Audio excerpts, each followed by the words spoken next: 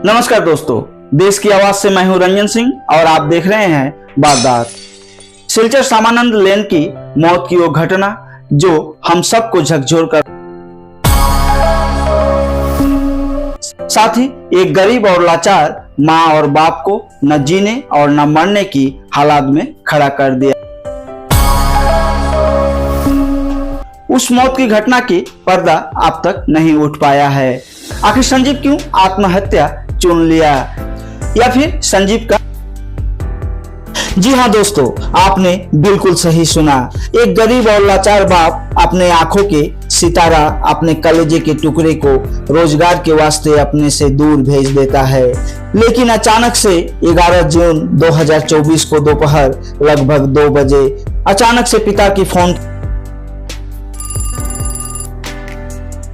और उसे बताया जाता है कि तुम्हारा बेटा गोदाम घर में खुद को बंद कर लिया है और दरवाजा नहीं खोल रहा है। बस इतना ही कहकर फोन को काट दिया जाता है। आनन फानन में पिता भागता हुआ पुत्र के पास जाता है, लेकिन उसे कहाँ पता था कि उसकी जीवन के सबसे बड़ा मंजर उसका इंतजार कर रहा है। भागता हुआ पिता पुत्र के पास पहुंचता है, जाकर देखता है कि जिस पुत्र को वो लाड प्यार से अपने सीने से लगाकर पाला था, आज वही पुत्र का शरीर फंदे में लटक रहा है। दोस्तों, ये घटना सिलचर के श्यामानंद लेन की है।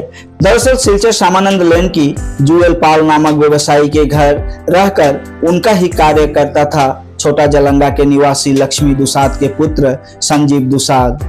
पिछले 1.5 साल से संजीव जुएल पाल के घर में ही रहकर जुएल पाल का ही कार्य करता था। पिछले 1.5 साल में जब कुछ नहीं बिगड़ा था तो अचानक से 11 जून 2024 को ऐसा क्या हो गया कि संजीव को आत्महत्या करना पड़ा, या फिर संजीव की मौत के पीछे कोई राज छिपा है? आखिर संजीव मौत के रास्ता चुनने के लिए क्यों मजबूर हो गया? ऐसा क्या हो गया था कि संजीव को मौत का रास्ता चुनना पड़ा? वहीं एक तरफ संजीव दुसाद की मां का कहना है कि जिस दिन घटना हुआ था उसी दिन सुबह 10 बजे संजीव अपने मां को फोन करता है और फोन में यह बतलाता है कि वो छुट्टी लेकर आज घर आएगा।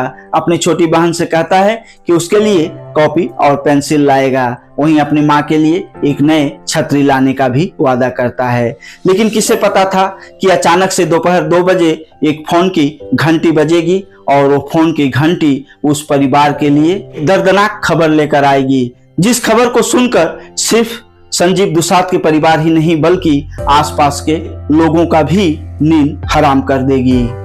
जब 11 जून 2024 को दोपहर 2 बजे अचानक से संजीव के पिता का फोन का घंटी बजता है और उन्हें बतलाया जाता है कि उनका बेटा गोदाम में खुद को बंद कर लिया है। इतना बोलकर ही फोन को काट दिया जाता है और ये फोन किसी और का नहीं बल्कि संजीव का ही जो मालिक है जुएल पाल का था। संजीव दुसाद का पिता का कहना है बस इतना कहकर ही जुएल पाल फोन को काट दिए। आनंद फानन में संजीव के पिता जुएल पाल के घर यानी श्यामानंद लेन गए और वहां जाकर देखते हैं कि उनके बेटे का शव फंदे से लटक रहा है। इससे पहले कि वो गरीब और लाचार बाप कुछ कर पाता, रांगीर खड़ी पुलिस मजिस्ट्रेट की उपस्थिति में संजीव दुसाद की शव को सिलचर मेडिकल कॉलेज एवं अस्पताल में पोस्टमार्टम के लिए भेज देती है।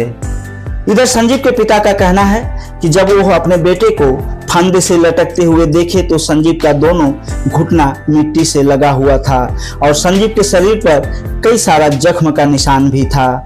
संजीव का पिता का कहना है कि वो पुलिस थाने में एक मामला भी दर्ज कराए थे, लेकिन 2 महीने बीतने को चला है लेकिन पुलिस कोई कार्रवाई करती हुई नजर नहीं आई। संजीव दुसाद के पिता लक्ष्मी दुसाद कछार पुलिस अधीक्षक और जिला अधिकारी का दरवाजा खटखटाने के उद्देश्य से अब कदम बढ़ाने वाले हैं, जिसके लिए वो पूरे बराक घाटी के दुसाद संप्रदाय के जो संगठन है उसके साथ दफा दफा बैठक कर रहे हैं। अगर उन्हें न्याय नहीं मिलता है तो वो बृहत्तर आंदोलन खड़ा करने के लिए भी मजबूर होंगे, ऐसा उनका कहना है। और उन्हें पूरे दुसाद समाज के साथ साथ अन्य समाज के लोगों से भी सहायता मिल रहा है। उनका कहना है कि उनका बेटा संजीव दुसाद की मौत आत्महत्या नहीं बल्कि सोची समझी तरीके से की गई हत्या है। अब यह तो पुलिस का जांच और पोस्टमार्टम रिपोर्ट के ऊपर ही बेस करता है। लेकिन घटना हत्या हो या आत्महत्या, एक बाप अपने पुत्र को खो चुका है। गरीब और लाचार बाप न्याय के गुहार लगाने के अलावा और कर भी क्या सकता है। उम्मीद है कानून व्यवस्था मरा नहीं है।